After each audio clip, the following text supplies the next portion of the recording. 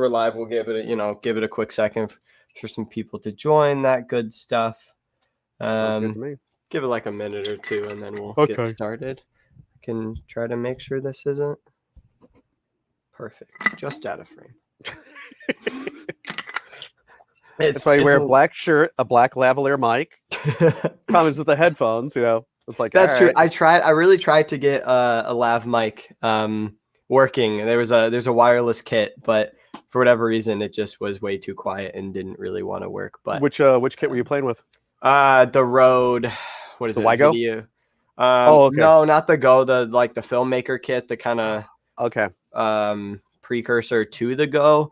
And for whatever reason, whatever I did, even when I put it into my own soundboard, everything, it was just super quiet. So I have the new Rode video mic NTG that I'm just using as a boom mic because I needed a new shotgun mic for my camera, and it's like crazy good compared to everything else that's out the from funny Rode. thing is, the mic that I've got running is going directly into my MacBook Pro, and it's a Rode Lav Go Plus, Lav Plus Go, whatever the Lav Plus Go, Lav Go, whatever it is. Yeah, because you're using it wired, right? Yeah, in this case, okay. I do have the Wygos, so I could go wireless. It's so easy just to plug in and just tell my computer external mic, and then the headphones I'll just do wireless in my Bowers and Wilkins. So it's like okay. Everybody goes, what? You don't have Sony headphones? No, because they never sent me any. That's fair. That's fair. These are paid for, man. Hey, Sony, if you're watching, listen. You want to send me some some high-end wireless headphones? I'll be more than happy to use them. I love our products. Yeah. It's just that some things come out of my pocket. Yeah. No, understandable. Yeah. I like the NTG because it has the USB-C right into the computer, so I don't have to fuss with any soundboards or anything like that anymore. It's just USB right to the laptop and calling it good. But it's been a couple minutes, so we can get started. Welcome, Nathan. Barrett, I don't know if you've actually talked to Nathan at all yet or met Nathan, but Nathan Purchase is our newest employee at the camera shop. New sales associate, kind of helping out with really a little bit of everything, as well as he is also the co-host for the Jonathan and Nathan show, which is that camera news show that we're doing every other week. The funny thing is your stage names would be Jonathan. yeah. Or Nathan. If you go Jonathan, Jonathan. Yeah, it's just like his name gets lost and just still sounds like all your show, and you're just being pretentious with the different pronunciation of the name. Yeah, exactly. Yeah. No, actually, I've not had the opportunity yet, but I'm looking forward to it. Awesome. When I can, it's not that I can't get back on the road. I am actually allowed to travel. It's just the part of the thing is, I have to say having a reason, but it's other states, obviously. And being able to go and have something to show and do, I love meeting people, which is one of those things. If you hadn't known about me, is I love doing in-store events. I love being face to face with customers. Primarily is like, get me out of I've been in my house for almost a freaking year. I went out, but I have fortunately September 1st. I actually was able to start traveling again on a limited basis. So I was. It's been nice. It's just, again, it's being able to travel, visit stores that, are okay or they're comfortable with having someone come in and visit. It's been kind of wild in that respect. But no, I really look forward to meeting them, Yeah, I mean, personally for the camera shop, right before I left for school, we did our first in-person class in almost a year. That went really well. So I'm super pumped for this summer when I get back to be able to continue those, as well as be able to try to get some reps in the store. Because I still haven't even met you in person yet. So I'm excited. I could have swore we met once. No, I started last May. So I haven't met a single rep in person yet. Okay. Maybe it was one of those things you jumped in on the camera when I was doing my other lives. That's probably a good chance that's what it was. That's awesome. I know we've met virtually, but not in person quite yet. But welcome everyone who's joining already. People giving some compliments to the beard, Barrett, as well as already, as well as some who complimented the beard. I want to know who complimented the beard. Jason Helmer. Jason, Hey, buddy, how you doing? Yeah, a quick story on that is that in my entire life, I have never had a beard. Yeah, I've never Okay. grown one. I get these two little bald spots right here. And it was always one of those, start to grow one, usually get really blonde in here when I was Okay. younger. And I'd never wanted one. And it always gets that real ratty phase. Yeah. The great thing about going out or in public is you have to wear a mask. So for all for the time I was growing it, it gets covered up. And it was one of those that like no shave November. Oh And yeah. I swear to you, it was like November 6th, and like I was like, wait, isn't it? Crap! I just get like start a week later than everybody else, and so this is December, like literally 3 months of growth. So that's awesome. That's really great. Normally it's just it probably took you how long to grow yours? Not you, Jason. You, Jonathan. Oh, yeah, no, definitely a little longer than that because I can't grow much of a beard yet. But I understand. We're I can really empathize. Very slowly working on it. I look at it this way: is it's like all the people who have beards and that keep them during the summer. I'm like, getting through the itching phase was one of those. I'm like, I felt like the dude in the original Poltergeist movie, standing just peeling his face off. I've never seen the movie; it's great. The remake just was crap, but it's just one of those. It's just I just scratch my face like crazy, and I'm like, and I've already told a few friends. They're like, well, what do you do when summer comes? I go, if it gets more gray and it gets too bothersome and it's gone, and then I'll just like knock 10 years off my looks again. So we're going back to being babyface bear. So geez. Jason told us it takes him about 20 minutes to grow a beard, so a little jealous on that part. You know what? I have a friend of mine who got a 5 o'clock shadow at 9:05, and he shaved at 9. So it's just one of those, I think he's part werewolf. I think that was part of it. So, but Jason, I mean this in all due sincerity. I love you. You suck. All right. That's awesome. That's awesome. Well, all right. Yeah. Welcome. Thank you for the people who have already asked some questions. We'll wait and we'll save those toward the end. So continue to ask the questions unless it pertains to exactly what we're talking about. But see one that's just why is Sony better than Nikon, and we'll save that for the end. And Barrett, I'll let you have that toward the end when we do some questions. Not a problem. It'd be more fun if Nick from Nikon was here. It'd be definitely more fun. But it's just I will say this. I'll some answer this. I go, we all know each other, especially in our respective territories. So for me, it's one of those. It's more fun if the rep is here to mess with them because they know me and my sense of humor, but they also know that I do not trash talk their products. Because especially with Nikon, I used to shoot with Nikon and I used to shoot with Canon. I shot both systems, and I left Canon, Nikon to come to Sony almost 5 years ago. So if you hear me talking trash, it's because the rep is standing next to me and I know he's listening, and I just want to see the look on his face. And then I stand there with this Cheshire Cat grin on my face, just going. But that's how I roll. No, if any of you have met me and know me, that's how Jason he's probably nodding vigorously and probably go yep will be in the comments. So no, that's awesome. That's totally fair. And yeah, I mean we'll save the conversation for afterward, because I got points as well, because I started with Nikon and I've shot Nikon, I've shot Canon, I've shot Olympus, like we shot everything. Who? So Olympus. I always worry if Mike Amico's on watching, and I love Mike to death. He's such a great guy. Mike, and I was like this little like who, and I'll do it to him every time. Who? What's that fourth one? There's a fourth one. I can't. No. We, in all honesty, we all bring something to the table. Absolutely. It's something, I've been saying this for years, and it's for me, it's one of those. It's finding the best fit for the customer. My products aren't for everybody. Just like theirs aren't for everybody. It's just going into the store like Camera Shop in Muskegon or the other stores that are part of the chain is qualifying the customer for what's going to work best for them. It's that's what it boils down to. It's I think you're disingenuous if you switch someone because they came in saying I want this type of camera, and the one you want to sell them doesn't have that feature. You're just going to get what they want. Just take care of the customer, build a relationship. Oh, absolutely. I mean, one camera does not fit all, and really one camera system doesn't fit most.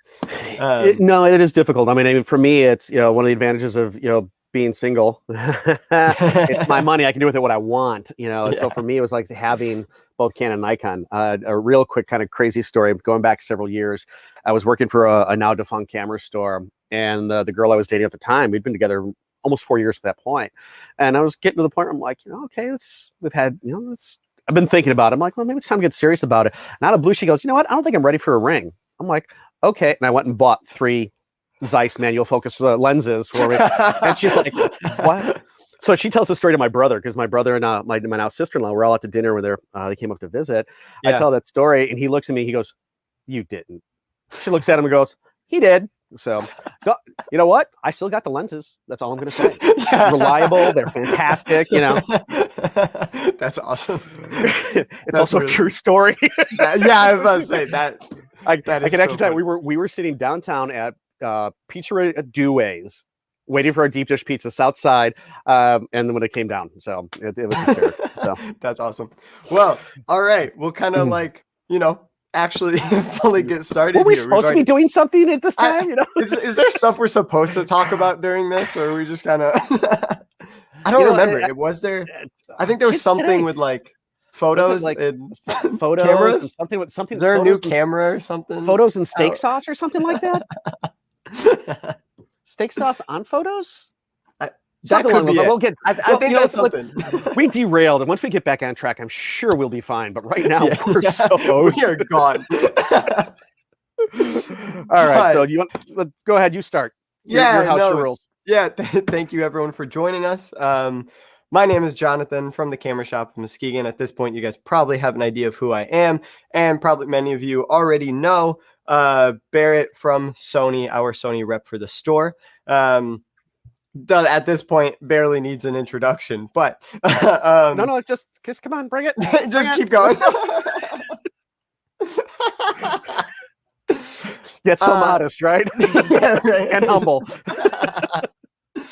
But no, so kind of the plan for tonight is we're both going to share stories of how we got into photography, how we went from first learning what the heck a camera was all the way to where we are now, what we're doing now, as well as we're also going to bring back the photo stories segment. So we each have 3 photos for you guys. You're going to, if you already saw in our story, I'm looking at on my second screen this big alien bust thing, which I have no clue what the story is, so I'm interested to see what that is. But so we'll go over all of those photos, and then also it would be a disservice to have Sony on and not talk about the new A1. So that's a steak sauce. The camera's the Alpha one. Sorry. The new Sony, the new Sony Alpha, awesome sauce. I'll admit, but so I can understand why you're making that analogy and the comparison. It's just awesome sauce. So why not be an awesome camera? But yeah, sorry, the Sony Alpha one. We'll talk about that too. It's kind of a fun one too when we get to that point where we hit the camera. Yeah, I kind of want to hear how it went from why it's that. But we'll talk about that. And as always, ask your questions. You can ask them now. You can ask them whenever.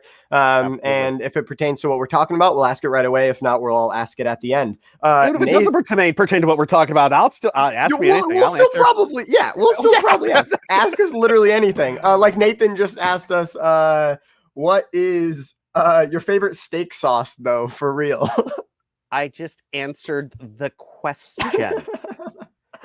Okay, listen, newbie. If this is how you're going to start our relationship at the Camera Shop in Muskegon next time I'm in, Craig, we're going to do some training for Nathan. Either a rolled up newspaper or a shock collar. Okay, one of those two should work.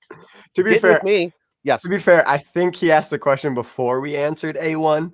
But okay. We'll give him the benefit of the doubt this time. Absolutely, yeah. This time. There's your mulligan. We'll start over. Next time, yeah, we'll start. But I mean, A1 would be what I'd answer as well. But to finally move into talking about how we got into photography, most of you guys have probably already heard my story, like, I don't know, 3-4 times, however many lives we've done in the last couple of months. So I'll keep it super short. Just the main points. So Barrett, you can hear it. Basically, always kind of been interested in creative stuff. Someone is knocking at my door. I don't really know what that is. Always been interested in kind of creative stuff, photo, video, that kind of stuff. I remember I first was interested in stop motion film was the first thing that got me to like pick up a camera. That that camera I picked up was a DS with one of the cameras, the Nintendo DS with a camera on it, and made a whole like stop motion with like Legos and clay and all this whole stuff with that, and then moved from that to like an iPod doing the same thing of stop motion, and then from there kind of grew that into shooting for clients in middle school. I kind of turned my photography into a business very quickly. So doing like couples and family shoots and seniors and, you know, kind of the basics that you kind of start out with portrait photography. I ended up not really liking it just because it felt like a job to me. And as a middle schooler, you don't want to work. So enjoy your youth. Yeah, exactly. Be a good youth. I'm sorry, youth. Youth. Folks, if you don't know me, I throw movie references in left and right, obscure TV as well. So if you get the jokes and the reference, great. If not, it's okay. We're here to educate and entertain. Absolutely. So then from middle school, actually took a break for a couple of years because I was like, this is a job. This isn't fun anymore. About like sophomore year of high school, picked it back up just from watching tutorials of people mainly on YouTube and like seeing people on Instagram. And so kind of almost everything I've learned for photography and videography has been like from one or two people on YouTube that I've just watched the last like 3-4 years. Well, you know, okay, true. And you can't put anything on the internet unless it's true, right? At least according to the commercial. So, okay. Yeah. All right. At least you stuck with like 2 people. There's so many people with like 30 and it's just like, no. Yeah, no. There was like one main person and I just didn't have anyone to actually learn from. To be fair, I didn't know. I've lived around the Muskegon area my whole life and didn't know the camera shop existed until like April of last year. So I didn't even before you got your job. Yeah, basically, I we'll talk about that.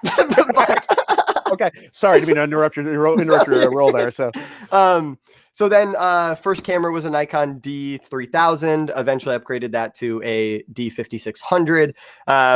Mainly do portrait stuff, landscape stuff. Tried a little bit of video on a 5600. We won't talk about that, but that's yeah. Trying is the emphasis on that part because but that kind of took me to this kind of love for photography, the love for kind of like capturing the moment, capturing people's moments. So like one of my favorite photography genre, not really genres, but one of my favorite things to do with my camera is proposals. I'm not really a huge fan of shooting weddings because I just feel like it's a huge time commitment and it's a ton of extra work, but I really like shooting proposals.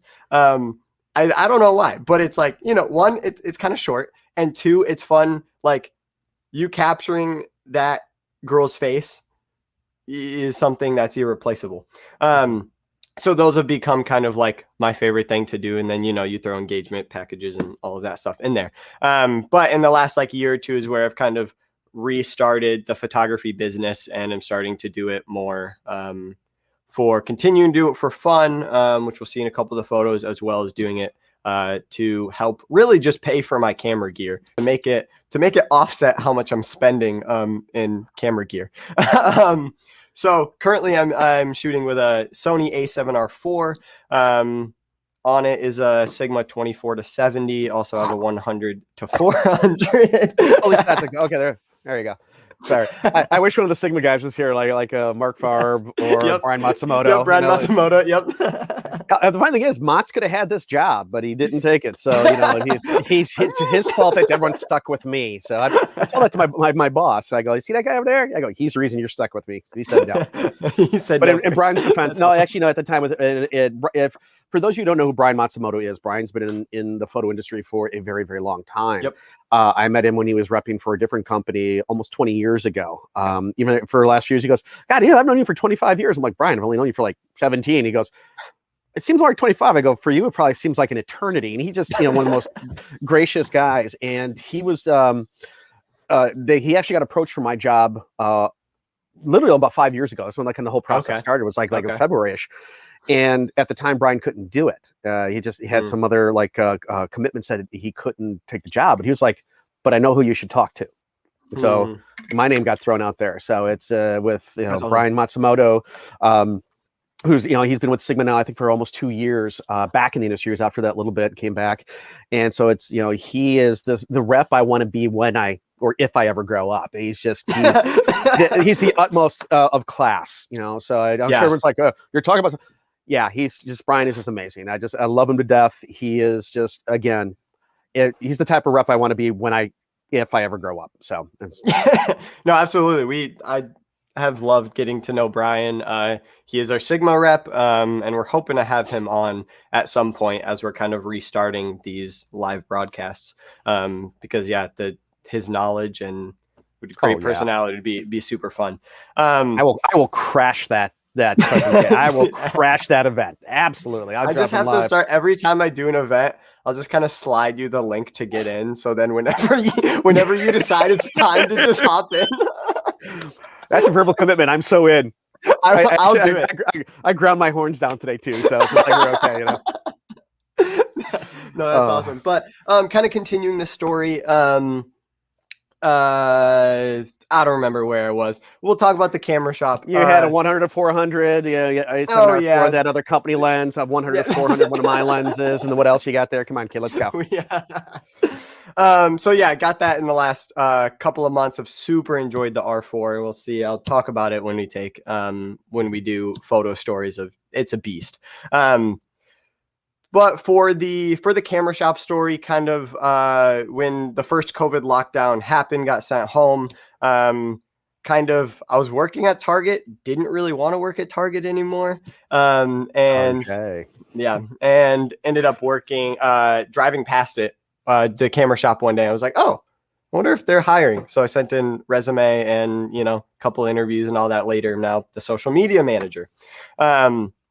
And that kind of came from having a little bit of experience. I'm also, I forget my title, an advancement intern, I think is my official title, for a missions organization, which I plan to eventually, once I graduate, do full-time missions with them and continue working in kind of their, doing some mission, like doing the regular mission stuff, but also working with the advertising. So using that camera to capture kind of what's happening wherever I am to be able to tell those stories. So more of like a photojournalistic kind of way, as well as we'll be able to do videos and kind of mini documentaries and that stuff.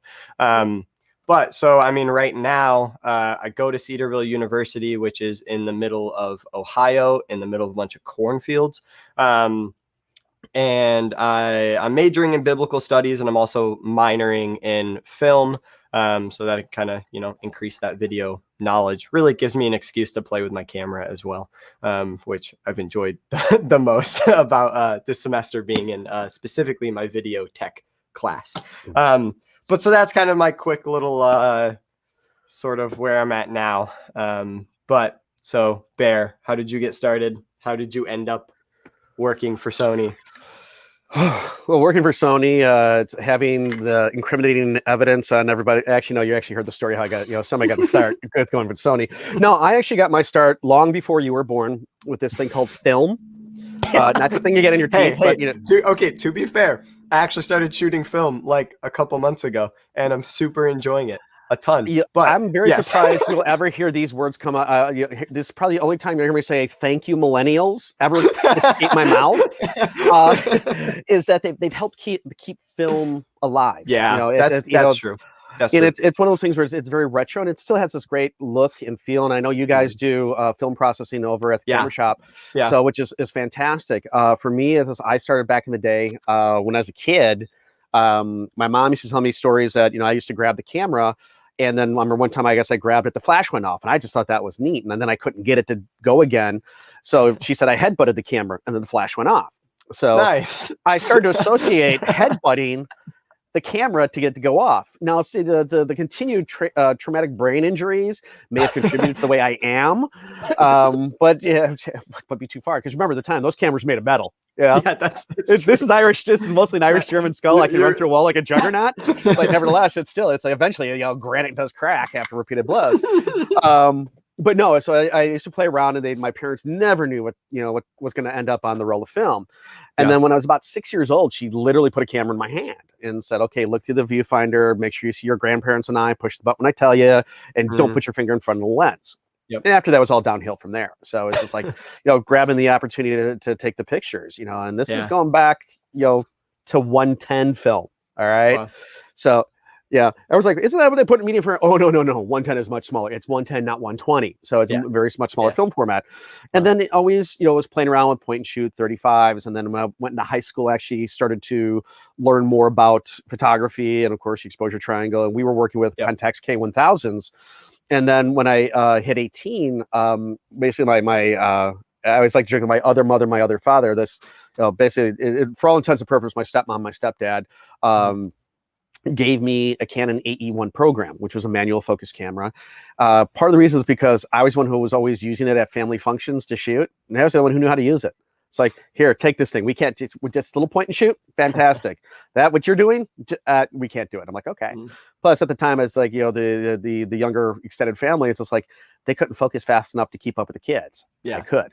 Yeah. So, and then I went through, learned in high school. I was doing stuff in college. Started freelancing when I was 18. I shot my first wedding, just like I said, learning how to do all the fun stuff, trial by fire in a lot of respects. Yep. And I'm always one of those people I learn quick. As most people say, like, you're a bit of a dim one. I go, you want to test my intelligence? I don't mind playing the court jester. It's a lot of fun. But if I go, you want to throw down? Okay, let me take out 3/4 of my brain and give you a chance. Especially when it comes to trivia. I'm awesome on a trivia team. Okay. Useless information, I'm good. I don't do sports. TVs, movies, great. Music to a certain degree. Sports, forget it. I'm a photographer. I shoot sports. I photograph sports. Got to be careful what you say nowadays. And it just escalated from there. And I'd freelanced with people. I'd been an assistant, like you said, doing the job yourself. I mean, it's Mark Twain once said, "You make your vocation a vacation. You never work a day in your life." And I love to go in and have fun. I shot weddings for over 25 years. Like I said, started young and kept doing it up until almost when I got this job, because I didn't have the time. I really couldn't commit like I used to. I still occasionally will do them, but I still have fun time. But, for me, it's like, I kind of thrived on the rush and the pressure and knowing that how important it was. So I always gave everything I had, only because I knew how important was the person. Like the precursor, like you said, shooting the proposals is always very important. You were joking about, the look on the bride's face. And it's kind of funny, just couple weeks ago, I saw this meme of Steve Irwin, the crocodile hunter. His son, Robert, helping his future brother-in-law, get rid of the butterflies to ask his sister Bindi to marry, her husband. So he was like so nervous. So Robert helped him practice the engagement. And there's a picture of him going, and the photographer got Bindi and she's like almost exactly the same. So it's like that family's so tight. So when you're talking about that look on the face, I was like, I go, that's instantly what comes to mind. Is of course we live by memes nowadays. And I thought it was just a perfect setup. But I just all these years I worked freelance for a couple of studios, very much Bruce Lee'd everything that I learned, took what worked for me, got rid of what didn't. And then I worked for a camera store that's been out of business now went bankrupt almost 7 years ago, called Calumet Photographic. I was with them for about 12 and a half years until they went bankrupt. And left there, was a product manager for Quantum Instruments for their Q flashes and batteries. Left after about a year to become an independent rep for a company called Mac Group, not the Apple Macintosh, but a distributor company that had, at the time that I was there, about 20 different products under their umbrella. Things that include Photix flashes, Ellen Chrome, Bowens, Tenba, Benro, Me Photo, some of the stuff you probably see in the store. I'm trying to think what else was in there as well. Quite a few things. Let's just put it that way. And after about 7 months on that one, parted company with them because I was on the road so much and they wanted me on the road even more. And I'm like, I still want to have somewhat of a life. So I was freelancing for about 4 months and then got the phone call. Hey. And then went through the whole process of, being part of the Sony kind of tech rep team. And it'll be this coming April, that'll be with the company for 5 years. And for me, like, you were talking about, starting off with the DS and then like an iTouch or, we all have to start somewhere.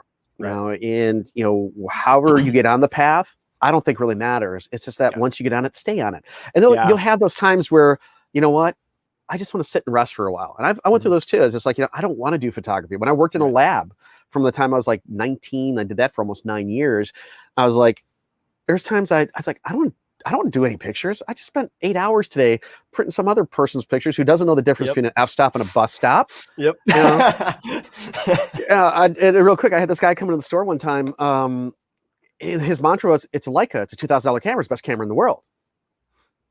And so he's bickering about price. I said, try us out. I gave him a discount, let him try it. Autofocus, overexposed, and everything, but he couldn't understand it. It's a Leica. It's the best camera in the world. It's a $2,000 camera. It's the best camera in the world. He could not understand the concept is that, yes, it's a great camera when you know how to use it. Yeah, you have to be able to use it. Yeah. Yeah, and that's the thing is like working and knowing what how to work with your tools. Yep. So I even told him, I was like, sir, if you want a camera, I got one over there. It's called Canon EOS 630 with a 50mm lens. Hell, I'll even give you the 28-135. I'll put it in or I'll put it in auto mode for you. Have at it. I'll trade you straight out. Yeah. We're done. But it's a Leica. It's a $2,000 camera. Best camera. Sir, I don't know what's wrong then. I just At some point you just at some point you kind of just have to give up a little bit. Like sometimes it's like, if anyone's ever worked customer service, you know what I'm going to say here. It's like you want to beat your head against the wall. And people go, why are you doing that? I go, because it feels so good when I stop. It's just like, you just can't. But nevertheless, it's for me too. Is it's like I also pull back to is like the things that go through my head, being in the industry as long as I have, but also too is that people don't know. And it's like it's unconscious incompetence. They don't know that they don't know. So that's part of our job is like for one of these, this kind of events like this is to help you move to the point where it's like you go from unconscious incompetency to unconscious competency to let's see, conscious incompetency, and then unconscious incompetence. Unconscious. Yeah. It's at the point you just do it. You don't even have to think about it. It's repetition. Intuition through repetition. So it's like this is building from you don't know, or you don't know to you don't know to and then you just without ever having to think about it. So it's just going through that, and through that it's just going out and doing. My film days. It's you learned really quick because film costs you money, processing costs you money. So either you got good or you got out. Digital, it can become the law of averages. For one is that you got instant gratification. It's like, did I get the shot or not? And then with mirrorless cameras, which is one of the features that I loved about mirrorless when I was introduced to it 10 years ago, is that I have instant feedback. I can see my picture before I even take it. Yeah, it's huge. It's gorgeous. I mean, it's like when digital SLRs are great, but it's still you got to you shoot. You got to review your image. I don't like it. I got to adjust it. I call it SRA: shoot, review, adjust. Yeah. With mirrorless cameras, it's review, basically review it, adjust it, shoot it, and you're good to go and move on. So it's one of those beautiful things. And, going from, working in a lab, working at Calumet, being a product manager, being an independent rep, being a tech rep is like, in the time that I've worked in the industry, I've had amazing role models of what tech reps should be. Again, Bruce Lee, there's things that I've taken from every rep, from every manufacturer I've ever dealt with. And it's a little bit of how I do things, but it's still like it's all Bear with the things to emulate in the industry. You heard me talk about Brian. Brian is fabulous guy. Jason Stewart, who is like the head of NPS and the tech reps from Nikon. I've known Jason for, if it's been a day, probably 10, 15 years, guys who are no longer in the industry, like Jim Ritter from Canon, like Romeo for Nikon, of course, Nick, who's the current rep Nikon, Steve Ostrander, who's from Tamron. I throw names out there. It's just one of those things where it's like, or even, the gang from Fuji, like Jackie Hillier and Chris Gilbert, they're all just wonderful people.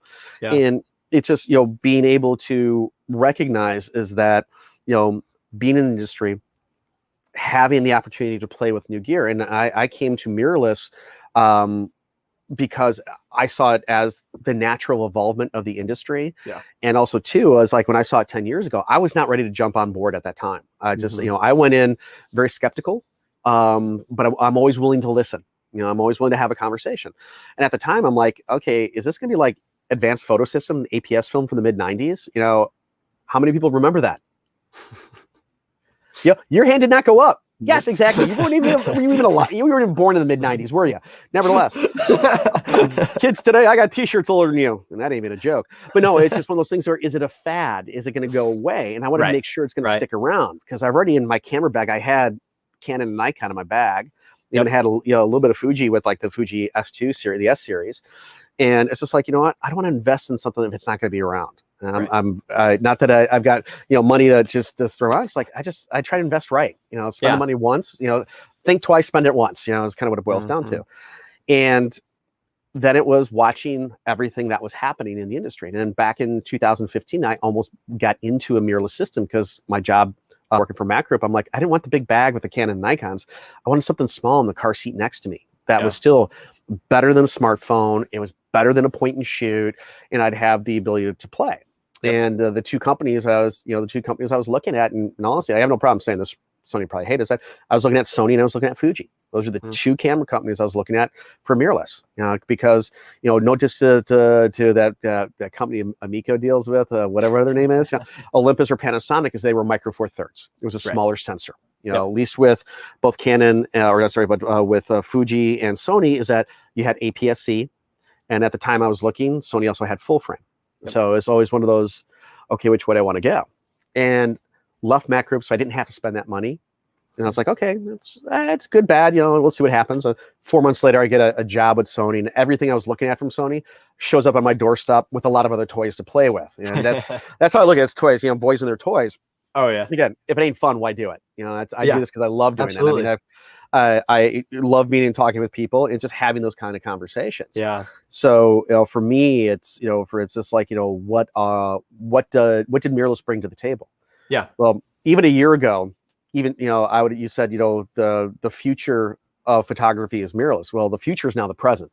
So we forced two other companies to get into the mirrorless industry. And go full frame right off the bat. Another company was already doing mirrorless. They decided to go full frame as well. So we got three companies we pushed to full frame mirrorless.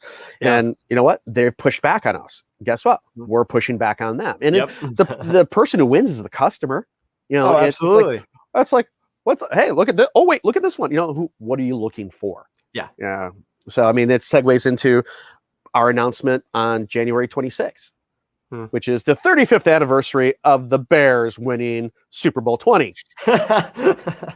which I thought was great too. There's one way to commemorate, right? So for me, it was just like, announcing a killer camera like the Alpha One. But I don't know if we're ready to get to that point yet. So we can always go into pictures and we go into cameras. We'll figure out which way you guys want to go. So no matter, but that's pretty much it. It's like I've been in the industry since I was basically 19 years old. Chronologically wise, mental wise, I'm still about 6. That's why I'm the awesome uncle. I'm a kid guy who play basketball, play video games. Take the kids where we need to go. Override the parents because I'm in some respects I am the older brother and sometimes even the younger brother. But I tell my siblings, I'm like, one day the kids are gonna have to pick me who they're gonna take care of. I'm laying the groundwork now. And I think my siblings all realize they'll probably pick him. I'm like, they might pick him. Yeah, probably. The time you do want to play, Plants vs. Zombies or Fortnite, they remember that stuff. That's a core memory.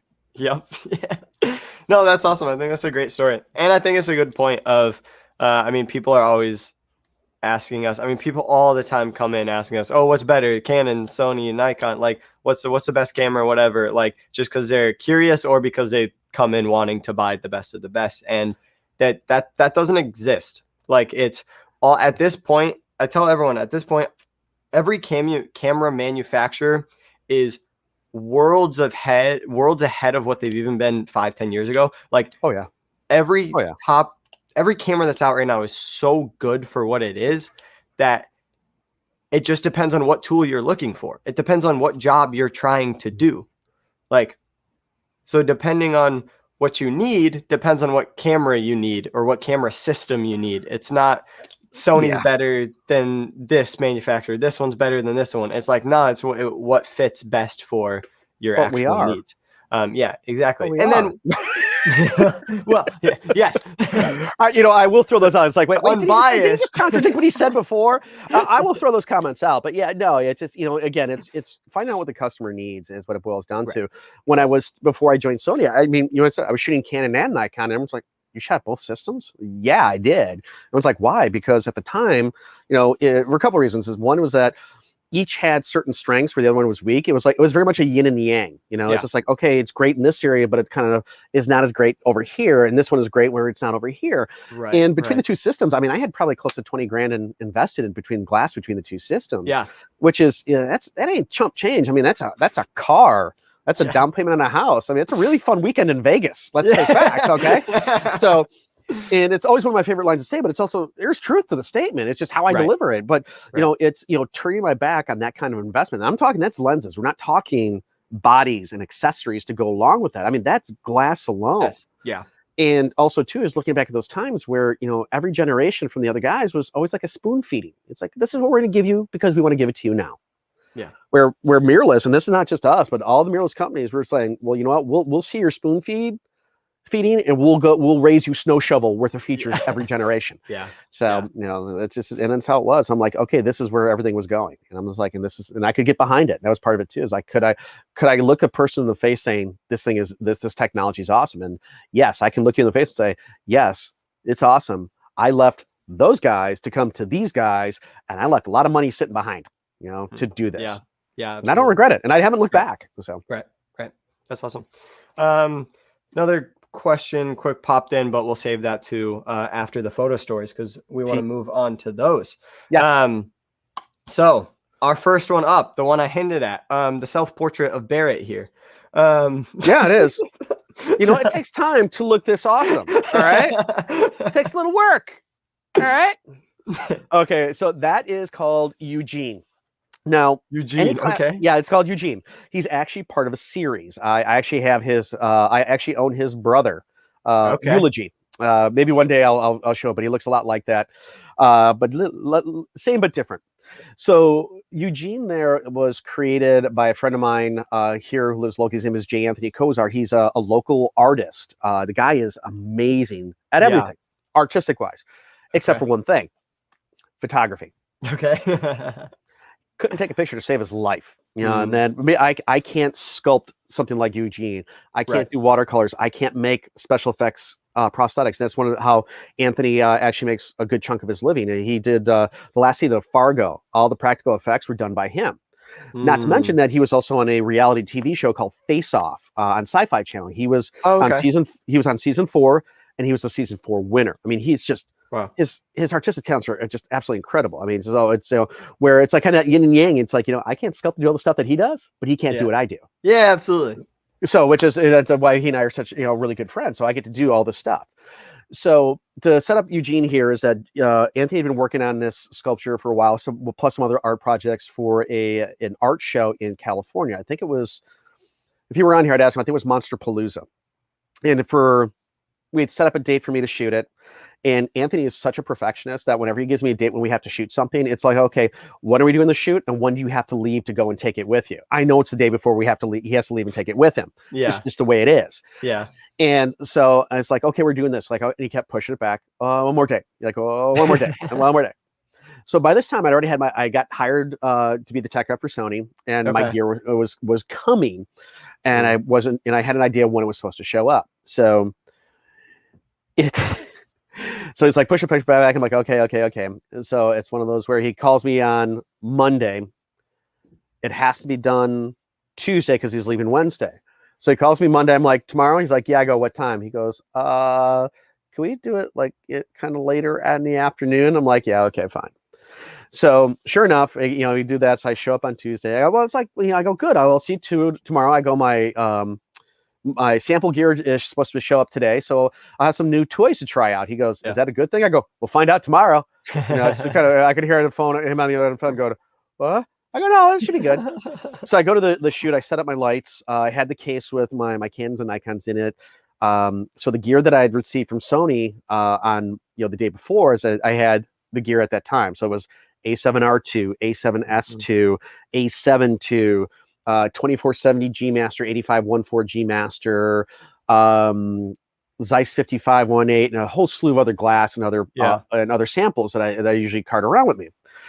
So, I'm a little hesitant. I'm still a little hesitant. I took the job because I could get behind it, but I had that momentary. I'm like, did I do the right thing? It's like, okay, this is still new. I mean, Sony's still young in the photo industry. It's not Canon. Nikon have been around for all this time. I'm like, so my that little thing in the back of your head that if you're a fan of like the comic book series Sandman, there's despair sitting back there whispering in my ear, and I'm like, oh, geez. I'm like, okay. So I set up my lights. Anthony brings Eugene in. I take one shot. I blow it up on the back of the camera. I said, holy expletive deleted. And went, I've got nothing to worry about. But I said that expletive deleted kind of loud. Anthony came running over thinking, what did you just do to my sculpture? I just finished like 4 hours before.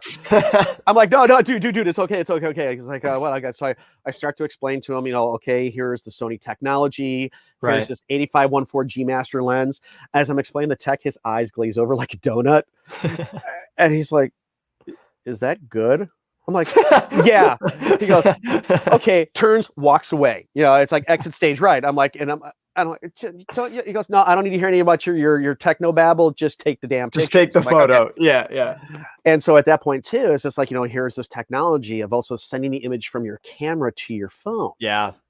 So I'm like, here's one of those things where, the rates I give Anthony are, really kind of like, please, it's like, very pauper. Hey, please give to the poor. Because he's a starving artist. And but nevertheless, it was still one of these things where I'm going to have an opportunity to play. I'm like, so I sent the image from the camera to my smartphone. I sent it to him. He's like, holy crap. It's like, oh, so you like? He's like, oh, yeah. So I shot that. And so the picture of Eugene there is that always that reminder is like, you know what? Change can be good. Yeah. If it scares you, it's real, but it's also exciting. Yeah. And it was. I mean, the thing is, you see this picture of Eugene here, and it's so great. And Anthony knows I use this picture, and he goes, I know you showed the front. He goes, but the thing is, what makes this sculpture so great is the paint job on the back of the head and the sides, the stuff that you guys don't see and you don't care to see. Because he can reproduce this paint job. He's just got to be able to see it. That's how good he is. Wow. And so it's one of those. So, and also too, it's one of those, if he sold Eugene at this art show, he want to be able to have what it looked like, and be able to reproduce the paint job down the road. And he sold it. So, wow. And, which is great. So it's one of those things where, he's just, we've had a lot of fun with it. So I actually have his, his brother eulogy, which is very like full moon based. I am a little bit on the darker side of things. Okay. But I'm just a ray of sunshine everywhere else, but instead of Eugene's got the big eye, it is actually the moon that is Eulogy's eye. There's also one of a unicorn, so it's got a horn that's unique. Oh, okay. There is a more of a there's like more kind of like a demonic one. Oh, his name just escaped me. Lucifer. That's it, Lucifer. So it's just like the series with the same like sculpt, with different paint jobs and different accessories. So it's just one of those things. Yeah. And then shortly, like after a few months after this, Anthony actually called me up, and he was frustrated with the camera that he was shooting with. Because I shoot 100 pictures, and I end up being able to live with like 3. He goes, you come in, you shoot 3 and you're done. I'm like, one, I know what I'm doing, and he's that candidate for a mirrorless camera because he knows what he has up here in his mind's eye. He just can't get it to match what's on the camera because he's shooting, reviewing, adjusting, and just not doing it. So with mirrorless, I'm like, so I actually brought over at the time an A6300 with the 18105 because he also, since his sister's a director in Hollywood, and so it's one of those things where they always talked about doing something. It's like having 4K capability, having video capability, beautiful still capability, and having kind of the best of both worlds. And it was one of these, here you go. So it was like, here's the 18105 f4 lens that's great for both. And here's the camera that can do stills, do video. And just the whole of, here's frame my shot, start turn dials and, and pushing buttons. And like, it was like, okay, that's what I want. Push the button, capture the image. He's taking the best pictures I've ever seen, but he's like, I'm like, wait a minute, what about my job of doing stuff like this? He goes, no, that'll always be yours. That'll always be yours. So, yeah. So it's just fun stuff. It's different, and it's I was about to say, I think that's such a different story, but it's such a cool story. And I mean, obviously the photo's fantastic. We could spend forever breaking down the lighting and how it's a great photo. Thank you. But we've already, I didn't realize we've already been live for almost 50 minutes. Have we? Holy crap! Yeah, we have, haven't we? Awesome. Yeah. So This one. This one was actually done at the Cleveland Air Show back in, I think it was 2016, if I remember correctly, or 2017, but I think it was 2016. So still relatively new with Sony, only been on the job for about 4.5, maybe 5 months. I was covering Ohio, which was not part of my territory at the time. It is now. Okay. So I was there covering an event with one of my dealers out there because the rep who normally couldn't. And I was like, okay. And I love air shows. You know, it's one of those things. The ex who still got the lenses, she's no longer here, was one who actually got me into shooting them on a more frequent basis. Been to them over the years of my life, but it was really starting at the time with her that we started to hit a lot of them and just a lot of photo ops. And so this image is, I should have sent you the before and after because this is a cropped in image. Was shot, if I remember correctly, with the A6300. Okay. I think I had the 7200 on it, which is a 2.8. Or sorry, at that time it was the F4 because the 2.8 I hadn't gotten the 2.8 yet. So 7200 F4, and it's actually a much farther away shot. Okay. And the truck there, the Shockwave, actually has like a jet engine on it. That's why you get those big fires shooting out the back of it. And that plane is not as low to the ground or as close as it looks. I mean, that guy's flying low. Right. And he's close, but it's just the heat coming off the flames that helps create that magnification where he's just basically sitting on top of the thing. Yeah, I was about to say, it looked like I remember when I first saw it in the email, it looked like a plane was crashing into a semi, and I was like, what in the world is your life? That's you're capturing that. It's like, what the hell is he sending me? I can't show this to our audience. Yeah, I was like, wait a minute, is this safe to show? Is this some terrible crash that like... And see, the thing is, and the image did what I wanted it to do. And it's just, it makes you stop, think, and look. You know, it's like, I actually stop, look, and think. It's like, oh my God, is that? Yeah. And it was one of those too. It's like, it's that, you know, that moment you have as a photographer when you're shooting, and it could be a burst, because that was a burst. That in your mind, you go, I got something. It's, you know, it's like, oh, it's like the chimping. Oh, I know I got something in there. And as they pass, and they pass the center line and stage center, it's like, they go back and look and going, it's like that, like the guy from Napoleon Dynamite. Yes. It's one of those moments that Kip's going, yes. And no, not having it. So I've my nephew, who is now 5.5, is like, he's like, oh, Uncle Bear, that is so cool. I'm like, yeah. And the kid's been into airplanes since he was probably like 3.5. And so when I show him stuff like this, he's just like, he's amazed. He loves it. But he likes planes, but this one he's like, that's so cool. I'm like, thanks, bud. That's really awesome. Yeah. Oh yeah, Nathan just commented that his dad got to ride in that truck at the Muskegon Air Show back in the day. That's super cool. Oh, that is cool. It was kind of funny too, is that if I remember correctly, the son took over doing the shows for Shockwave, and they started to do some. There's some things he does similar to the things he doesn't do anymore. He didn't a couple of years ago. Okay. And a buddy of mine who I've done the shows with, who's actually Brian's counterpart, Mark Farb, who's more on the east side of things, you know, East Coast type of things. You're like, wait, where's the you know, some, you know, the blasting across like that and doing the smoking things up, and it's like they've just changed a few things a little bit. So I don't see some stuff like this like I used to. But it was like he and I were both like, I remember taking the picture and I knew I had it, but it's far away, so I zoomed in camera and I go, Mark. He goes, oh! we both started to chimp the camera. Ooh. Yeah, that's awesome. That's so cool. That's where that reference comes from. Chimp the camera's going, yeah, point to the back. That's awesome. That's awesome. Yep. All right, so this one, last one. What is the story behind this? The story behind this one is almost 3 years ago. It was at the announcement of the A7 III. So our team was at WPPI in Las Vegas. And I remember during the setup, you know, we had no clue anything was going to be announced. The only thing we were told during setup is that on Monday night, we're doing dinner as a company. It's optionally mandatory. And we had to be at the venue by 5 o'clock. So yes, I did say optionally mandatory. Oh, you can no, you don't have to, but you know, you really should be there. But really, you should, you really should be there, especially if you want to come back and do shows again. Yeah. So you know, there were like 2 buses going from the convention center to the venue, and I was on the second bus and got caught in traffic, and we literally show up like 5 to 5. You walk the door. It's like everything you see in movies where you walk to the door and all heads whip to look at you, and that's what it was. We walked the doors, all these people seated. All these people turned to look at us coming in and were like, and then looking at the room, and like, I look at one of my teammates, I go, they're announcing something. And it's like, sure enough, you know, within 10 minutes of being there, here's the A7 III. Wow. So Monday they go through the whole rigmarole. They talk about the A7 III, all the features and cool. So that evening and all day on the second day of the show, so Tuesday, the media and the press all had the cameras. So we had like a couple at the booth. It really drove business into the booth. You know, it's just like people wanted to see this thing because here it is. Here's this camera with all these professional level features coming at $2,000 as a full body. I mean, people, I mean, we irked everybody. It's like, you did what? Like, all right. So, but they said Tuesday night, we get the cameras. The employees get a chance to shoot. So they had where they had the announcement. They had all these different stages set up. We had portrait setups, a couple different ones, and then we had this indoor rain. And they kept rotating in and out all these professional dancers to come in and work this. And we had a female and male dancers in there, just professional level. I mean, absolutely. One of the ladies who was there that was hired had actually tried out for Cirque du Soleil.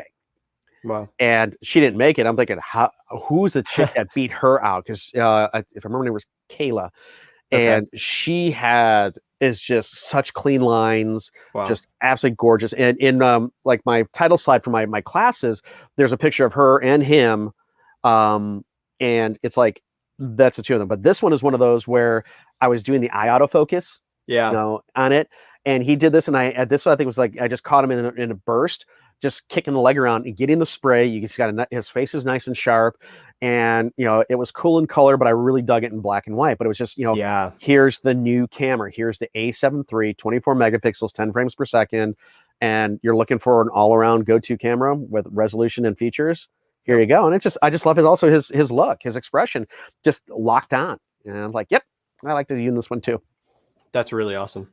Yeah, and plus too, you make me choose one of, here, pick 3 pictures. I'm like, dude, I've been doing this longer than you've been alive. You know how a lot of good pictures I have that I'm really proud of?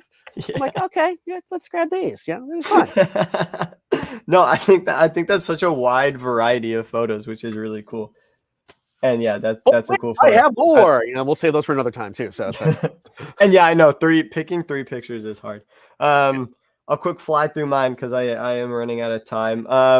So this is a long exposure from a couple weeks ago. This is right by, there's an Indian Mountains Nature Reserve, like less than 5 minutes from my university. One of the things that isn't just corn, which is kind of nice. This is a photo that I've kind of like waited. I'm currently a sophomore. I've waited since I first saw this to get because I really want a photo like this in the fall, but there's always leaves piled up. So that waterfall very rarely is actually full. It's always stopped up by something.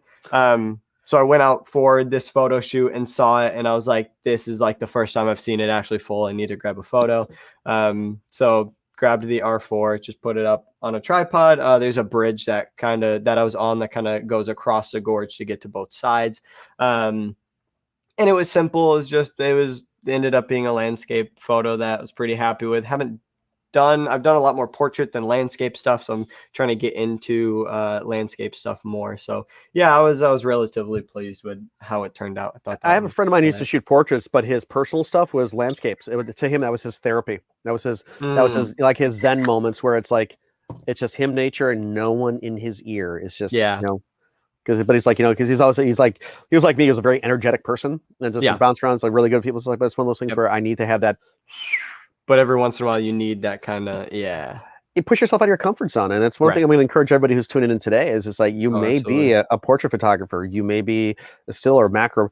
Try something else. Just try it. What do you have to lose? It's one of the things that someone's like, I lose time, but no, you get a little bit of an education. It's like, you might also spark creative interest in that as well. So you're not, I don't want to say one trick pony, but you can do more. You can keep yourself invigorated. So like I said, with a slide I put up in all my online classes I teach are just different work. So you've seen 3 images, and all 3 of those are in one slide in one class, but there's at least 6 to 8, 9 more of the stuff that I've done and do. It's just it just keeps me invigorated with trying different things. And it's like, Bruce Lee likes to say you have to empty the cup to fill the cup. So it's like, let me empty the cup of what I normally do. Let me try different things, black light photography, pet photography, special effects makeup, landscape, whatever it is, just try it. Have some fun.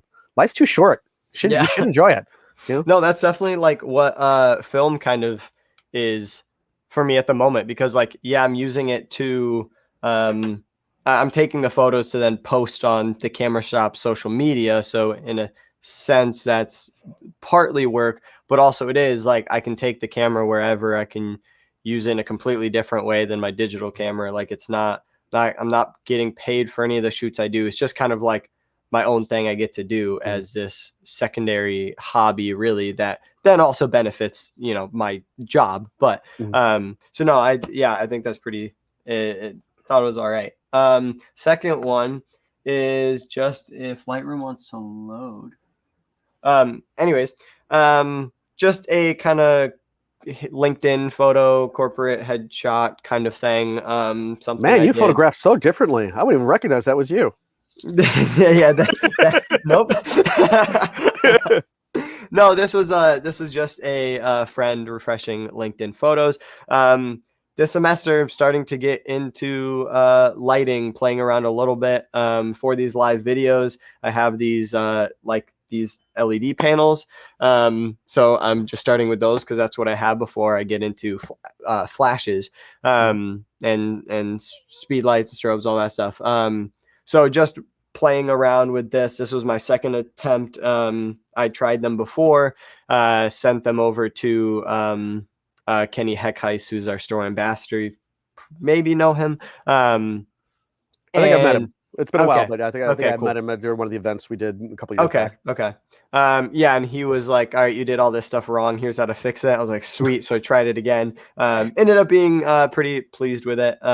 This now being something that I could feel more comfortable with probably like selling as thing for all the students here who are trying to get jobs. So it's kind of an in-demand thing, which is nice. So trying to tap into that market. But yeah, so that was just kind of a simple, probably more recent thing I did.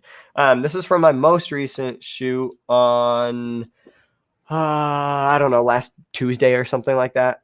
So it's been almost a week. This was with paint powder, something I'd never tried before. I've never really tried any kind of high speed photography before. Like I haven't really done much sports. I've mostly done like still landscapes, still portraits, stuff like that. So this was the first time I ever put like my R4 into any kind of burst mode, really. And so I cranked it up all the way to 1/8,000th of 11. a second. Put it in the high continuous mode. Just made it. It's pulled out all the stops. Cool. And this was the one I was the most pleased with. This shoot I definitely look back on as a learning thing, more so just because I don't know if it was super windy. I don't think we used enough paint powder. Like I would like this whole part of the screen to just be filled on either side with paint. Whereas it's just kind of barely surpassing his body. Yeah, go ahead. I was just going to say, I think you made an excellent point there, and I hope everyone who's tuning in is kind of picked up on it. It's like you learned.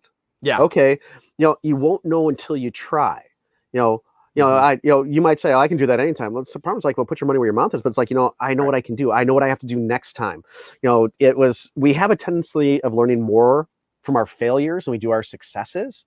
Absolutely. It's like we're film. It's like you fail a lot. Again, it starts hitting you in the wallet. You learn really quick or you get out. With digital, it's like, okay, I have that instant feedback. I know if I got it or not. And it's always learning. And one of the things that I've done, and I've done it, I've taught it as an in-store class once before, is shooting smoke. Getting like an incense stick, and not an easy thing to do. It's time consuming, but you know what? I learned a lot, and I ended up with some absolutely amazing results that I was able to pull out and put them in a composite image down the road. Right. So it's just one of those things where you don't know until you try. You may say, okay, you know what? I'm looking at that image. I don't like where that paint powder went out here. It's here. But what if I crop really tight and change my aspect ratio where kind of cut it off just below the smoke or right at the knees or just below and then right over the head. So you've got it more wider, like more panoramic. Yeah, that's true. I actually didn't think about that. Yeah, like exactly. So there's things you can do. You don't know until you try. So it's fun, it's always being able to experiment, learn, to me, if you're not learning, you're not evolving. If you're not evolving, you're dying. Yeah. So, and if you think every time you push the button, it's a masterpiece, do me a favor, get out of the I admit, I can be very obnoxious, perish the thought, right? And I can be a bit egotistical, but I can be very egotistical when I'm standing on the things that I've done successfully. Right. I have a lot of successes and stuff that I've done in my career, but also too, I've had a hell of a lot of failures in that time to help me get to the point where I'm damn good at what I do. Am I the best? No. Will I ever say I'm the best? No, because there are people that inspire me, and I'm like, I don't. If I live to be 1,000, I don't know if I'll ever be as good as them, but it gives me something to strive for. And as long as I keep working to get up here, the person who sits on the rump goes, I keep the camera in P for professional. I just push the button and just, and I shoot 5,000 images. For me, who goes in and goes, okay, I'll do 500 and I'll put my 500 up against your 5,000. Let's see how, you better hope the law averages gives you a few. Okay. How's that? But it's always learning. It's always about learning. Absolutely. Yeah, no, I think that's a great point, because it very much was going into the shoot of, you really shouldn't go into new things being like, all right, this is going to be like this great photo. This is going to be the photo I'm going to frame, like whatever. It very much is just walking into this like, all right, this is going to be the learning time. I have this set amount of time. We were already losing sunlight. Thankfully there's a little bit of light in the background, but we're already losing a lot of light. So I shot this at a higher ISO, but it's a Sony, so you don't have to worry about it. But pretty good like that. Yeah. Yeah. They're kind of good at that stuff. But it very much, I went in thinking, okay, this is going to be a learning curve. So if I get any photos, then cool. If I get one that I'm happy with or semi-happy with, or that I can look at all of these different poses, the things we did, how we threw it, whatever, and be like, all right, this is what we could do better next time. We need to do it. Like we've already planned the second one. We're going to go to a tunnel. So there's no wind and it's going to be this nice white backdrop, and we're going to throw all this colored paint and it's just going to hopefully look really clean. And the tunnel's super lit. So it's like, you don't have to worry about lighting at all shooting at 1/8,000th of a second. One of the things too is I learned a long time ago, there's a Japanese principle called Kaizen, which basically means constant and never-ending improvement in incremental steps. It's not like you buy, you go and invest in a ton of money into a camera system. Your first results come back and they're god awful, and you're like, tomorrow I'm gonna be 1,000% better. No, it's like, okay, I want to be better. Like you said here, it's like exactly. It's like, okay, what can I do better next time? Okay, my subject there, maybe the knees are up too high, maybe they need to be more of a kind of a Zen yoga type thing, a position, okay, I see the posts in the background, okay, maybe I need to have even shallower depth of field. It's like going in, it's like, okay, I'm going to make sure this one aspect is better next time than it was here. It's like, and I look at the stuff that I've done a couple of years ago and stuff I looked at what I thought was good 10, 15 years ago compared to now, and I'm like, I thought that was good. Oh, yeah. It's learning, and I always go back and go, I was still learning. It's at the time I'm like, okay, where was I at in my life at that point? And how can I, it's just, again, making that involvement, getting better and better and better. So it's like, I always tell people, like, when they're traveling, it's like, they get that touristy shot. It's like, well, everyone's done it. I go, but have you done it? Right. Yeah, maybe everybody else does. They're not you. Yeah. So don't be afraid to do the touristy shot. Who the hell cares when anybody else thinks? Yeah. You paid the money to be out there. You want to take the shot? You take the shot. Yeah, take the shots you want. Don't focus on what other people are taking, what's already been done, what's already been overdone or oversaturated. Like that's when I was just having a conversation kind of similar to that.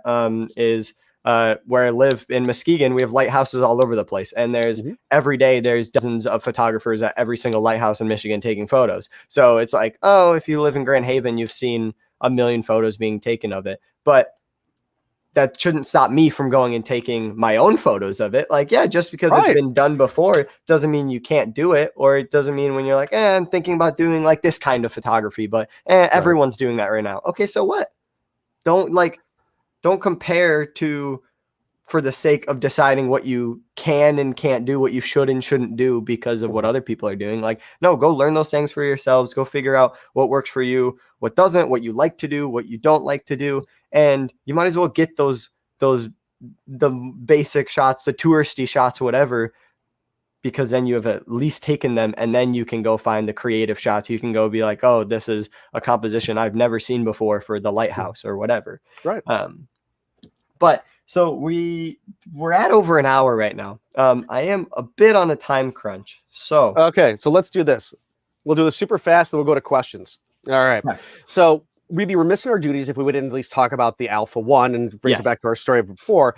You know, for if you've known me, if ever dealt with me in the store, I've always referred to our cameras as A series cameras. And then probably about 6-7 months ago, there has been this subtle transition in speech from Sony HQ about saying Alpha. They never said outright. They were just like, well, with the Alpha 9 and the Alpha 7R4 and Alpha this. I was kind of like, oh. And now we have the Alpha 1. What happens when you say A1?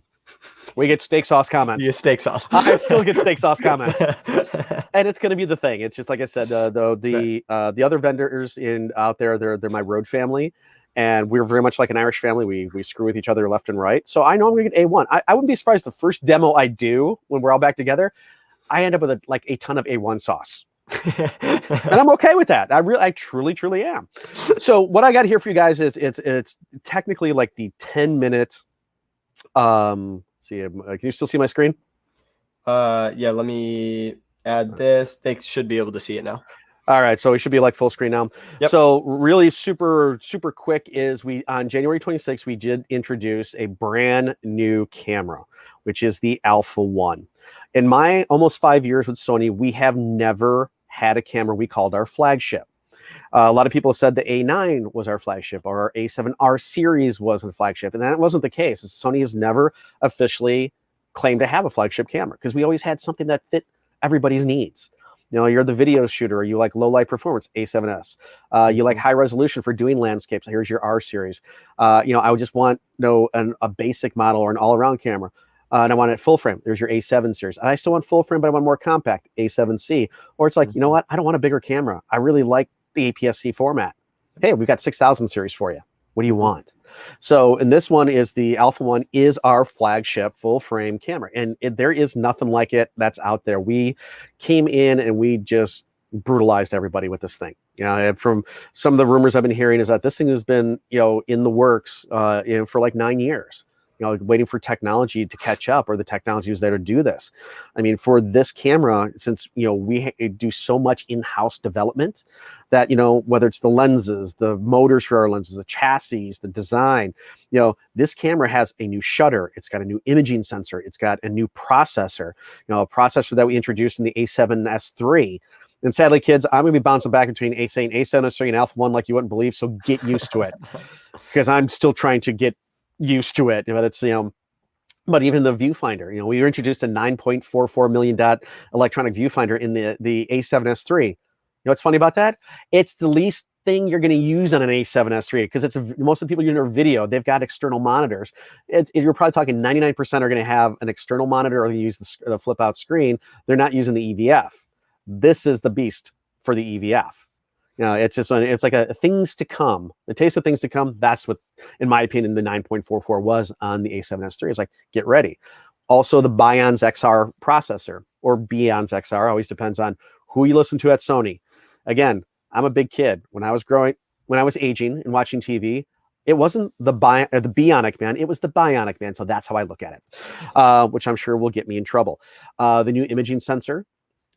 So real quick, we've got the what's called an RS sensor. So it's full frame and it's stacked with memory. It actually has memory attached to the sensor, so it's able to process information out even faster. It's got the next generation Bions XR, which is 8 times faster than the Bions X. So processing power like you wouldn't believe. 50 megapixels, 50 kids, not 15, no speech impediment here, 50. And that 30 frames per second you see there, that's not video, that's stills. It can shoot 50 megapixel images, 30 frames per second. Kind of cool. If you're familiar with our A9 series, we introduced the ability to calculate 60 times per second in autofocus and auto exposure. This one now does 120 calculations per second. The EVF, the refresh rate is 240 frames per second. Wow. So it's screaming fast. ISO up to 102,400, 15 stops of dynamic range, flash sync speed. With the mechanical shutter, you can do 1/400th of a second in the full frame mode. If you want to shoot in crop mode, APS-C, you can get 1/500th of a second. Now, here's a unique feature on the camera as well, which I'll hit in a couple of slides, but I cannot wait, is that you can also now shoot flash in electronic shutter, which is something no one's been able to do before. This camera can do it. And I can do 1/200th of a second in full frame mode and 1/250th of a second in crop mode, APS-C mode. So I now have flash capability in electronic shutter because all this processing power. 8K 30p video, still do 4K 120, still can do full HD, up to you. We'll do 10-bit 422, all intra. We have raw output capability, dual SD cards like we've had since the introduction of the A9. But with this one, it's very similar to the A7S III in the respects is that it also takes the CF Express Type A. Everyone's like, there's a Type A and a Type B. Remember, what camera or what CFX do I need? Alpha. CF Express Type A. The easiest way to remember it. It truly, truly is. It now has a carbon fiber, quote-unquote, mechanical shutter. So it is lighter weight, more durable, rated like 500,000 life shutter cycles. Wow. It has the same menu. Yes, you heard 500,000, 500,000 shutter cycles on the mechanical side. Full touch screen for the menu, like the A7S III. So also with the workflow, you still 5 gig hertz Wi-Fi. You've got a USB 3.2 Gen 2 connection, 10 gigabits per second. The Wi-Fi is really, really incredible. So it's wild. So real quick, again, I had to say beating the dead horse, but I cannot emphasize this enough. 50 megapixels at 30 frames per second, which will allow you the ability to do something like this.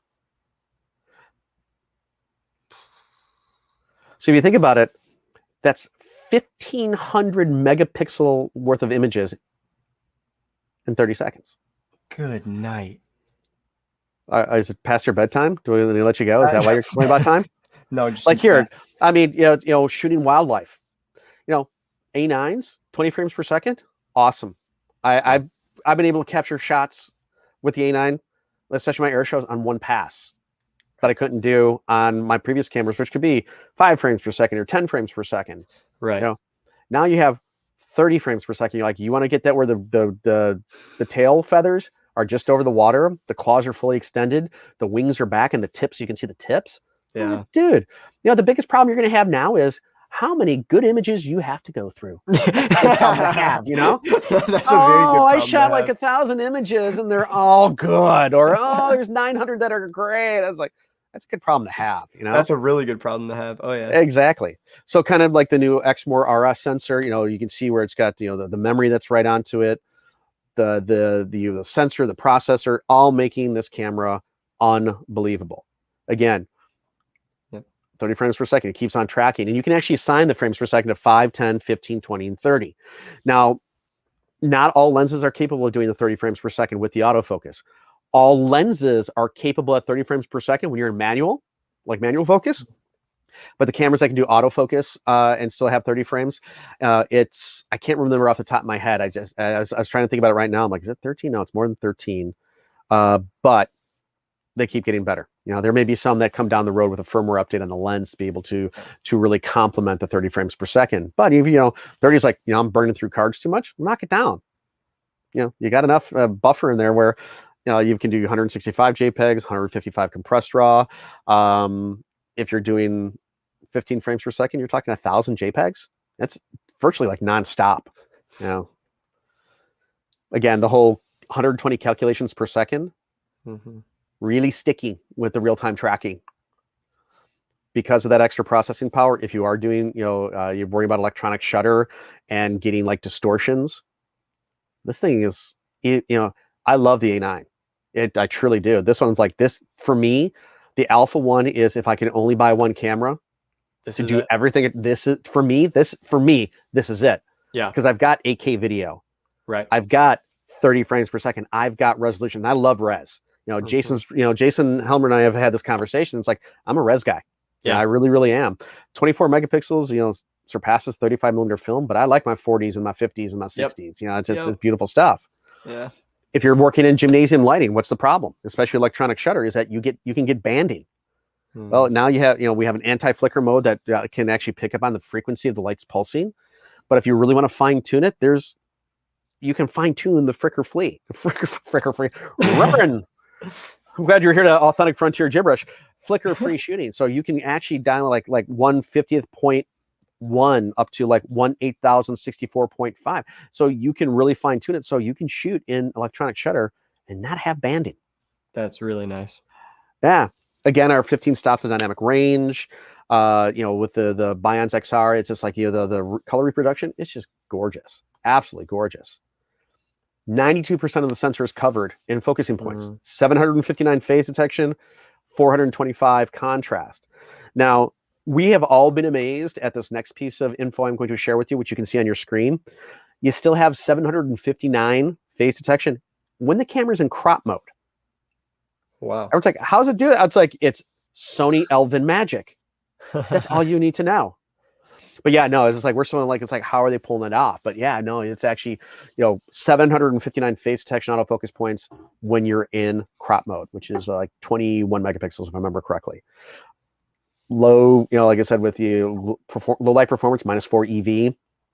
And here's a cool one too, is to say you're working with a lens that has a teleconverter on it. And now you have your minimum aperture could be 11 or 16. Depending on what you're working with. This camera will focus even at f/22. Wow. Yeah, with autofocus. A lot of times the things get shut down. Yeah, not on this beast. I mean, let's face facts, folks. It's a $6,500 camera body. Right. It's to borrow a line from Jurassic Park. They spared no expense. We spared no expense. It's like when so nature finds a way. Sony finds a way. Yeah. Like here with a 400-2.8. Just look at how sharp his eyes are. Wow. The real-time tracking, something like this where you've got cross-country skiers, that can change really, really quickly. And it's going to stay with it. The real-time autofocus, they've improved for humans like by 30%. And every generation is better than the previous one. And you have, eye autofocus in stills and video. With animals, it's only in stills. But if you look at that far right slide, we now have it for birds. Everybody's been asking for this, and for basically the 2 years since we announced, we had been developing animal eye autofocus. Everyone's like, "When's the birds? When are you doing birds? When are you doing birds?" You know how many species of birds that are out there? It takes some time to write those the software and those algorithms. Okay, so now they have like the first generation of birding. And one of my teammates, there's so few for us to pass around. So one of my teammates has it right now, and he took it outside. And he's like. He goes, "You thought the animal's autofocus was good before?" He's like, "Holy crap." He goes, "Small birds." He goes, "The thing was sticking." He's in Minnesota. He's up in the Minneapolis area. So he had like little birds that he was tracking with it when he got it. And he's just like, he was drooling, is what it was. And his wife also works for the Minneapolis Zoo. So he gets access to exhibits us mere mortals can't get to. And he's like, "I can't wait to get a full-time sample and the zoo to open." Again, as I mentioned before, when it comes to like in full frame mode in mechanical shutter, 1/400th of a second. If you're in crop mode, 1/500th of a second. So really stopping the action at that point. If you're working electronic shutter, now since we can actually process it, 1/200th of a second to 1/250th of a second. Now, a lot of times that could be what it was in mechanical shutters. That's the fastest you can get. Now we've basically doubled that. 9.44 million dot EVF. If you wear glasses, like I wear glasses because for reading, and in certain distances, I kind of primarily for reading, but nevertheless, if you have to wear them all the time, with this electronic viewfinders, now you can change the magnification from 41 degrees to 33 degrees. So you can see corner to corner looking through it, even with your glasses on. So yeah, I don't know on you, Jonathan, if you have to wear yours full time or is it just okay? 8K video with no pixel binning. So using all the pixels for 8K, you will get some pixel binning to the 4K because you got to kind of sample it down. But you are still getting. Watch this. This is actually pretty awesome. Pulling the detail out from 8K. I think it's like 33 megapixel still equivalents for 8K. Night. 4K 120 and 60p for 4K. Even for your 4K, we're still collecting, almost 6K worth of information that's oversampled down to 4K. Wow. Yeah. Added Cinetone, which is a cinematic look. to the cameras, what we have in our Venice and our FX9s and FX6s. The active mode image stabilization, where we'll crop in 10% to give you better stabilization. Very gimbal-esque. I won't say replaces a good gimbal, but it's gimbal-esque. And then also too is like if you kind of turn that off, if you go into the Sony Catalyst software, turning the image stabilization off, it records how the sensor moves, and then Catalyst will actually check that data, that information in the metadata, and counteract it. So it does an amazing job. Oh wow! Still 10-bit. Our previous generations up until the S3 was 8-bit. 420. The cameras you can still do 8-bit you got 8-bit 420 out to an external recorder. You get 8-bit 422, and then with these, you're talking 16-bit raw output. Right. No one I think can really handle that right now, but it just keeps getting better and better and better. Hyperlog gamma. Again, the touch screen, flexible focus. So you got the new focusing system. You just beautiful stuff. Heat dissipation. Everyone's kind of complaining about overheating or something. Not overheating with us, but they complain about overheating in cameras and video. Well, I hate to break this to you folks, is that any camera can overheat. Right. If you're shooting a wedding in Mexico in August on the beach, guess what? It's going to get a little hot. And these cameras are painted black. They can do a Rolling Stones song, and they absorb and hold heat. So anybody's going to eventually going to shut down. It's just, with this camera, it's way it's designed with its heat dissipating structure is to not keep it in one place, but distribute it through the entire camera body. Right. So you're able to shoot longer. Now, Sony has no problem saying shooting 30 minutes, 8K, 30p, nonstop over, for a half an hour. People are testing, they're getting more out of it. But this is what Sony's saying. It's like, we're very comfortable saying 30 minutes. People are getting more. There you go. But you're good for 30. You're good for a good 30. Yeah. Battery grip that we've had for the S3, the R4, and the 9.2 will work, so you can double up your power. Cool. Magnesium chassis, magnesium alloy chassis, touchscreen, dual cards, connections. We still have them. Full size HDMI in there. Wow. Everything up into the A7S3 was a micro HDMI. Yeah. So now we have full. The micro USB is still there. It just got moved. Some people thought we got rid of it. Like on the A7C, because it's only a USB-C on the A7C. Right. It's just, we just had to move it over to a different side. You've got all the connections, mic jack, headphone jack. It has power delivery like the A7S3 does. So you can actually charge the battery while you're still running it. That's really nice. Yeah. So it is the ultimate little beast. It's, again, it's $6,500 for a body. Right. And it's, it is an investment. Let's face facts in that respect. It's like you get what you pay for. This is not a diss to our other models. It turns what you need. For me, exactly. If I was, some people I'd rather have 2 camera bodies than one. And I get that. If you're a professional, you need a backup. Yep. This is 2 cameras in one, maybe even 3. It's like, I had one person tell me, goes, you filled a hole that wasn't there. I'm like, okay, it sounds like a good thing. But yeah, no, it's one of those, it's the camera's like, I can't wait. And I will get the sample temporarily this week, and I've only got it for a very short amount of time. So it's one of those things where I'm like, I got to find time amongst my already previously scheduled schedule to get in as many places as I can. So I will see you guys eventually, just hopefully sooner than later. It's just, I need to get a permanent sample so I can travel comfortably for me and for all my other stores, saying like, wait, where were you at? Oh, no. You do your 2 weeks, So. No, all right, so awesome. We got some questions. Let's get some questions going here. So you guys have been hung with us for this long. Thank you. Yeah, seriously. I mean, that first question was, why is Sony better than Nikon? You know what? Again, it's, is Sony better than Nikon? I think it's like saying, what's tastier, chocolate or vanilla? Right. Some people are, every manufacturer has their diehards. Absolute diehards. The sun rises and sets on the brand that they love. Is there anything wrong with it? No, but I go, at least I'm willing to take a look at the others, because Absolutely. It's like, what are they doing that's different from these guys? Right. I'll do one of these. There we go. Anyway, so for me, Sony innovated. Well, Sony is the #1 manufacturer of imaging sensors for everybody. Like 50% of the digital imaging sensors that are out there are made by Sony. Don't ask me who, because they don't tell me. I hear the same rumor sites as well who Sony makes them for, but I've never officially been told. Right. One of the things that really I was really drawn to the Sony system was eye autofocus. You know, primarily a portrait photographer. You know, if I'm shooting with a lens that's 1.8, 1.4, your depth of field is really shallow. You got to make sure that you're on the right plane. Yeah. So eye autofocus, it's there, stays there. Mm-hmm. If I would have had that system, years ago, my hit rate would have been even higher than it is. You know, and it's just through training and practice that I've had such a really good hit rate. But now it's my problem is I have too many good shots. That's a good problem to have. And at one point, let me flip a coin. I can't choose between them. Flip a coin. All right, there we go. What expression sells a shot the best? Yeah.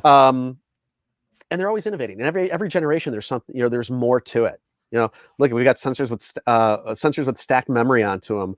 We've got new processors in sensors that have less megapixels, but they're bigger, like the A7S series. Mm-hmm. Back in my day when I was working behind the counter, I used to ask my reps, I go, big pixels are great. Why don't you just update sensors with newer technology? And at that time, pixel wars are going on. It's like, oh, no. It's like, we want more. Bigger is better.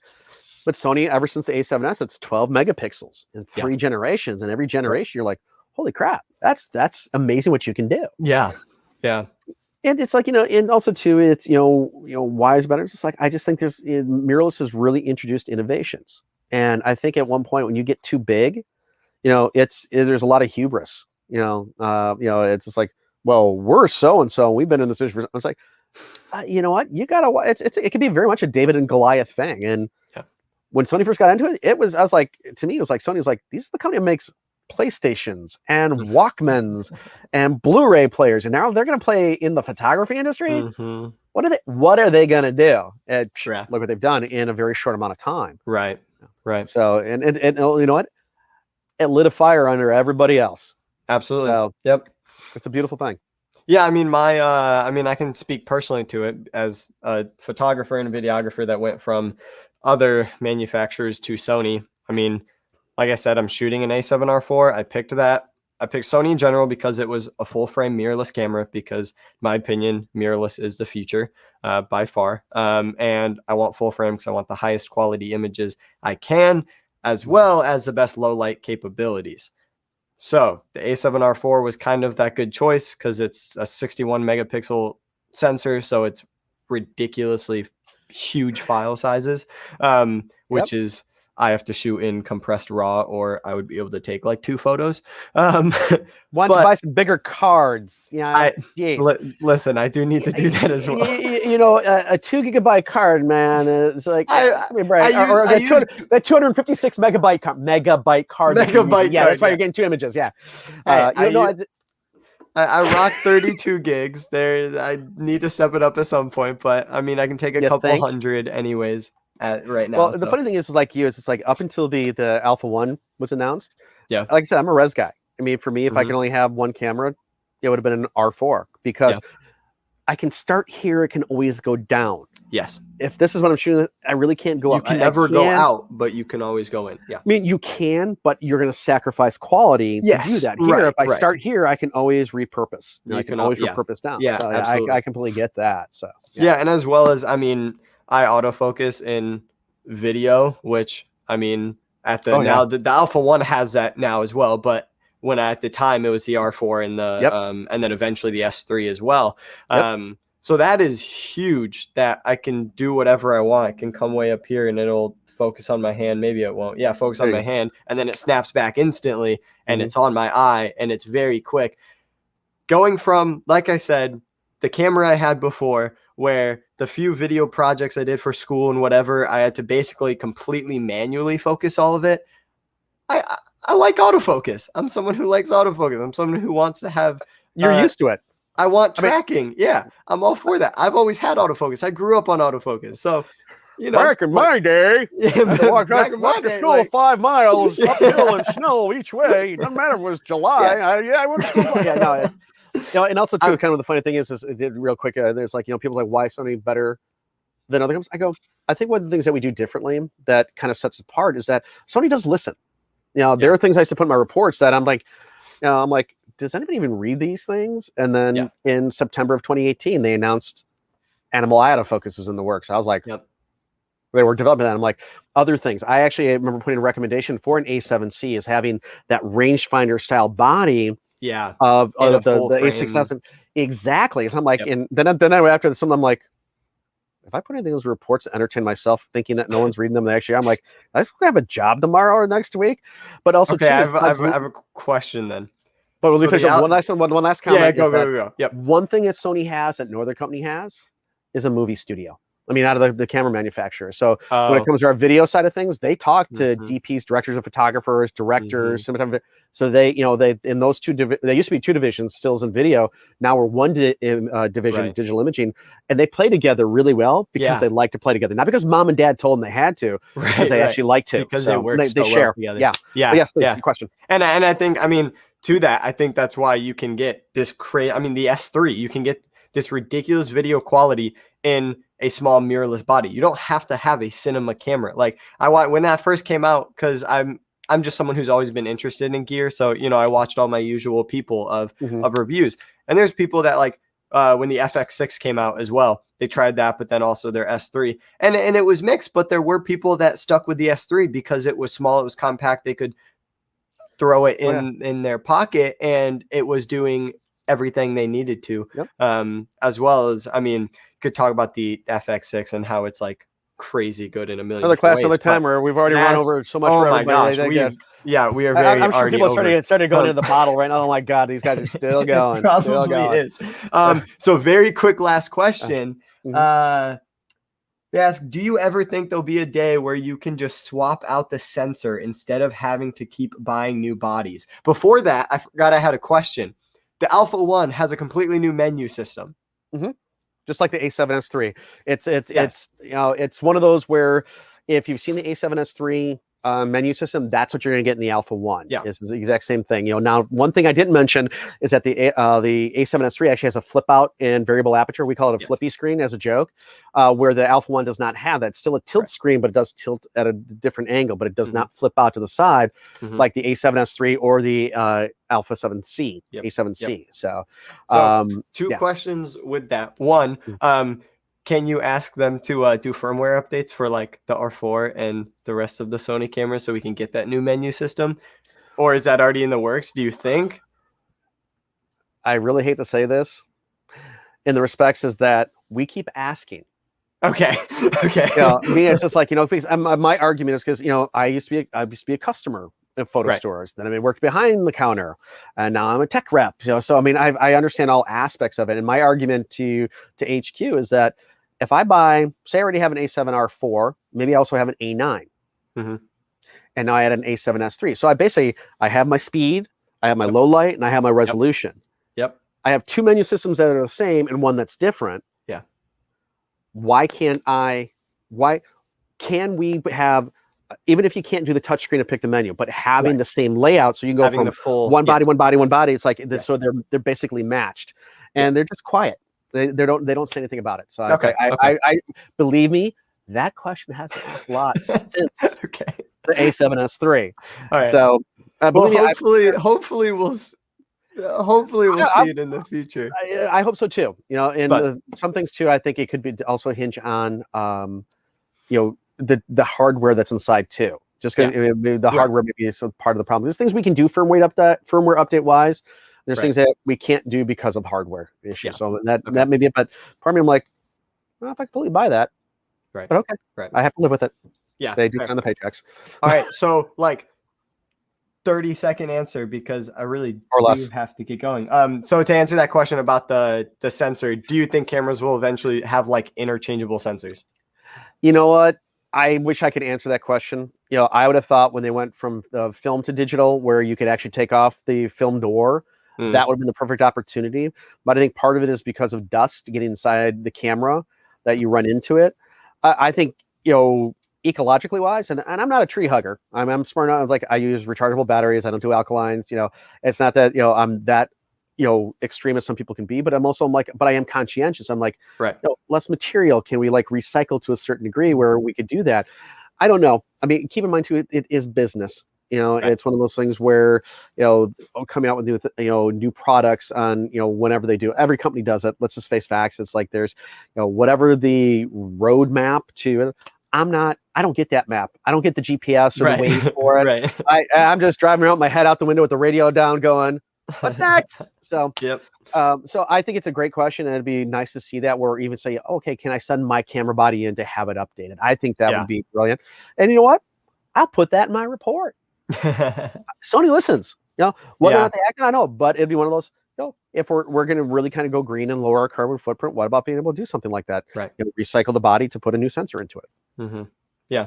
No, I mean, I kind of agree with you on that sense. It'd be cool to be able to just swap out the sensor, but there's plenty of problems that would be faced. But also, the last 20 years of cameras have been shown that there really hasn't been many problems that have been too big to actually been completely revolutionized in entire system. So you very well could. I think it could be cool to either send it in or have that. But to quickly wrap up here, because we have gone way over. We are worth it, though. We are worth it. So is the audience. They're so worth it that they've hung this long. Yeah, no, it could be you and me talking at this. Yeah. No, we appreciate all of you guys for watching. Thank you for joining us. We'll definitely be doing this again at some point. Also, look in the future, because we'll have some classes from Bear coming up. I don't know off the top of my head which one's our first one's going to be, but keep a lookout. You're already on Facebook, so just stay there. Keep checking the events. We'll have those posted, as well as you guys probably know by now, the Jonathan and Nathan show is every 2 weeks. So join us. We have episode 3 coming up next week to talk about more camera news, what's going on in the photography industry, what's going on personally with photographers, with me and Nathan as photographers. So thank you again all for watching. And Barry, you want to say any last things to say? Again, thank you for your time and hang with us for the last hour and 40 minutes. You know, we're supposed to have been done like 40 minutes ago. Yep. But nevertheless, for this time, thank you so much for taking the time to support Camera Shop in Muskegon. I look forward to seeing you when in the store, when we can have live events, or when I'm there. As I'm very fond of saying, is stay safe, God bless, keep calm, chive on, and we will see you guys in the future. So again, take care. Thank you for having me. It's been a blast. Awesome. Well said. Have fun on Jonathan class. Jonathan podcast. The Jonathan show. Jonathan. Jonathan. No, very well said. And thank you all for watching, and we'll see you next time. Bye. Take care, everyone. Bye-bye.